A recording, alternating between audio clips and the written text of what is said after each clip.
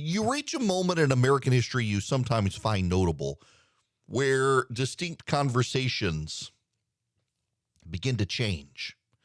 The tone of conversations becomes starkly different from what it had been. I think we're at that point with the media's relationship with Joe Biden. I want to play for you a clip. It is with on CBS. It is the CBS news show host. What's her name? Now I can't remember her name. And she is talking to Brian Deese. She's talking about the economy and what could be different, what could change, what are they doing? And you can hear in her tone that she's kind of had enough. Now, this is almost a 2-minute clip, and there were points, and I was like, I should take this part out. And then I was like, no. I need you to listen to this entire clip, and I want to set it up for you here. You have CBS This Morning, Face the Nation. What is it? This is going to bug me now. Margaret Brennan. That's who it is, Margaret Brennan. So you've got Margaret Brennan questioning Brian Deese. He's the National Economic Council senior advisor to Joe Biden on the economy. And you can hear in Margaret Brennan's voice, she's fed up. She's fed up with the spin. She's fed up with this White House screwing up, saying they're working on stuff, and they're not actually getting things done. You need to listen to this. This is Margaret Brennan and Brian Deese, Joe Biden's economic advisor. Congressional Budget Office predicts that high inflation will persist until 2024. The Treasury Secretary has said it will stay higher than the originally forecast 4.7%. When does it come down? How much time are you talking about? Well, prices are unacceptably high right now, and that's why the president has said we need to make this our top economic focus and do everything that we can to get them down. Most independent forecasters, the blue chip, the Federal Reserve, as you say, see inflation beginning to moderate over the course of this year. But our focus is on what are the steps, what are the policies that we can take. And the single most impactful thing that we could do right now is to work with Congress to pass legislation that would lower the costs of things that families are facing right now, like prescription drugs. We could lower the cost of prescription drugs by allowing Medicare to negotiate better prices. That would actually lower federal spending, and it would lower the cost that people pay. The president said this week in a rare interview that he actually has the votes to do it. Where's the deal? When's the vote? No, notice the rare interview. Emphasis on rare interview there. Well, lowering prescription drug costs is one piece. Lowering utility costs by providing tax incentives for energy is another piece. But equally important, lowering the federal deficit by enacting long overdue tax reform. If we can do a package like that, we can move forward in the near future. It will not only help in lowering prices, but it will send a signal to the markets and the global economy that the United States is really deadly serious about taking on this inflation. Hiking taxes isn't going to change the price of milk. When and how are you actually putting forward this package? The package has been debated. It's been worked through. It failed back when Build Back Better's version of it. So if inflation is the number one priority right now, when are you scheduling a vote to do the things you just laid out? We're working very closely with congressional leadership, with Senate leadership on that. Senator Schumer is working with his caucus to try to get a final package in place, and we're hopeful that we'll see progress on that in the coming weeks. Oh, that was not a friendly interview. That was not buddy interview. That was not a reporter who had any sympathy for the position of the Democrats right now. You say you've got the votes. The president in a rare interview says he has the votes. When are you putting it to a vote? Tax increases aren't going to help the price of milk. When are you going to put it to a vote? You say you got the votes. When are you going to put it to a vote? They're starting to have none of it. They're getting tired of dealing with it. And then there's George Stephanopoulos interviewing Janet Yellen, who said that inflation was transitory and now thinks we're not going to have a recession. It turns out that you and the president, maybe even the Fed, were too optimistic about inflation last year. Concerned that may be happening again with your suggestion that a recession is not inevitable? Well, inflation is really unacceptably high. Part of the reason is Russia's war on Ukraine, his boosted energy and food prices in the United States and globally. It's important to recognize that the United States is certainly not the only advanced economy suffering from high inflation. We see it in UK, we see it in France, Germany, Italy, and the causes of it are global, not local.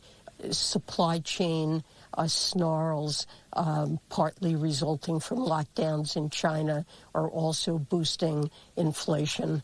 And so these factors are unlikely to diminish immediately, but over time I certainly expect inflation to come down. And I think it's possible to have that happen in the context of a strong labor market maintaining. Now, he was not nearly as aggressive as Margaret Brennan. He is more of a Democrat. He used to work for Bill Clinton. But still, you guys were wrong. Willing to call it out and say they're wrong. This is a problem when the media, when you lose the media, the biggest defenders of this White House, they know the show is over. They know the gig is up. Jim Garrity at National Review has this.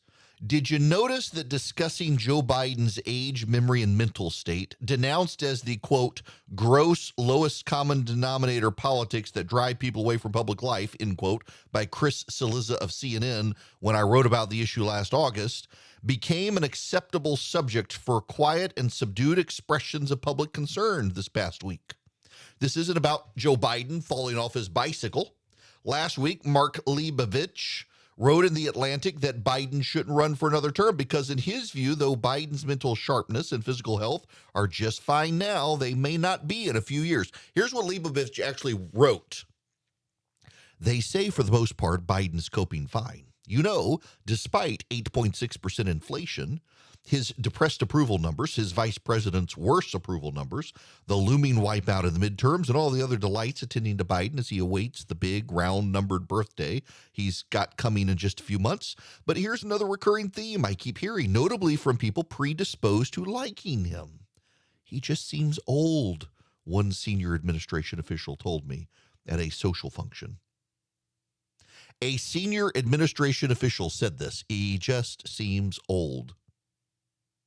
Last week, the New York Times quoted many Democratic officials as worrying that Biden was too old to run for re-election. Brian Stelter and John Harwood talked about the issue on CNN and the Atlantic article. The editorial board of the Wall Street Journal chuckled. Democrats and the media suddenly discover the president is old. Seemingly overnight, discussing Biden's age, memory, and mental state isn't gross lowest common denominator politics anymore. It's what the Democrats are doing. Back when the Afghan government was collapsing, Biden disappeared from public view for 4 days, then took no questions from the press for another few. What he did do is, when he did do a sit-down with George Stephanopoulos, Biden insisted he had never been told by General Frank McKenzie of U.S. Central Command and General Mark Milley, chairman of the Joint Chiefs, that they recommended keeping 2,500 troops in Afghanistan or had any other concerns about a withdrawal. No one said that to me. The two generals later testified under oath that they had directly recommended this to the president. At that time, I noted Biden had not released any updates on his health since December. But the most generous interpretation is that Biden was a shameless liar. The other was more troubling, that something was wrong with him. Later, Biden's doctor released a statement saying he remains fit for duty. The problem here is that Democrats have had enough of Joe Biden now. They've had enough. What's coming is going to be worse than what came with Barack Obama in 2010. How do I know? because by every measure, by every poll except the YouGov poll, by every other poll out there, doom and gloom awaits them. The Gallup polling has historic bad numbers for Joe Biden. His job approval, he is down 15 points, 39.7 to 54.8. He has not been above 40 for some time. Even at 40, it's dismal. His approval rating is worse than Donald Trump's at the same time in 2018. This is not good stuff for Joe Biden. This is not good for him. It's not good for the Democrats, and they know it. And they've had enough, and at this point, they're blaming him. Now, why are they blaming him? This is important for you to understand. And many of you are going to be dismissive of it because I know inside our bubble, the talking point is that Joe Biden is a puppet that others lead. The Democrats don't see it that way at all. The Democrats believe Joe Biden calls the shots.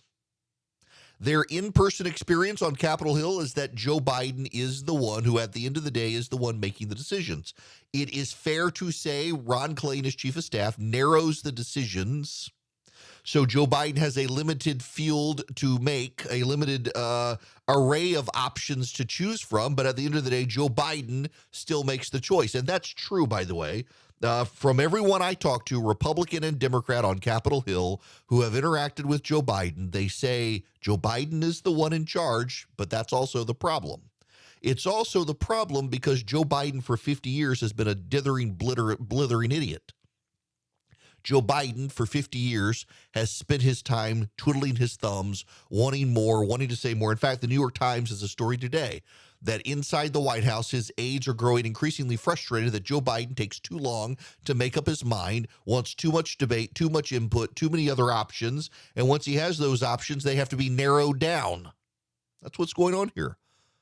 Joe Biden was never qualified to be president of the United States just by virtue of being in Washington for 50 years. And now the chickens are coming home to roost. And on top of that, he is going to be 80 years old. He is wearing out. And frankly, the Joe Biden of today is not the Joe Biden of even 4 years ago. It's obvious for everyone to see. And the Democrats, with the help of the media, were for a very long time screaming when anyone would point it out, saying, "How dare you, you ageist?" And now it's gotten so bad, even they cannot ignore just how bad it is. Democrats have all sorts of problems coming for them in November. The media knows even bad Republican candidates are probably going to get elected in November. I mean, the inept Republican candidate is probably going to do better than the skilled strategic Democratic candidate because it's just that bad. There used to be a big gap between party preferences in states. The president could do very poorly, and the Democrats could still do okay because that Democrat was judged by himself. That's not the case anymore. Democrats are judged by the party they're in, and the Democratic Party now polls more badly than the Republican Party, worse than the Republican Party in this country. In large part because while Donald Trump may be the leader of the Republican Party, he's not on the stage. Seriously, all the people mad at social media for getting rid of Donald Trump, they did him and the GOP a great blessing. Because now the only game in town, the only leader in town is Joe Biden, and nobody likes that guy. So his party is going to get a drubbing in November.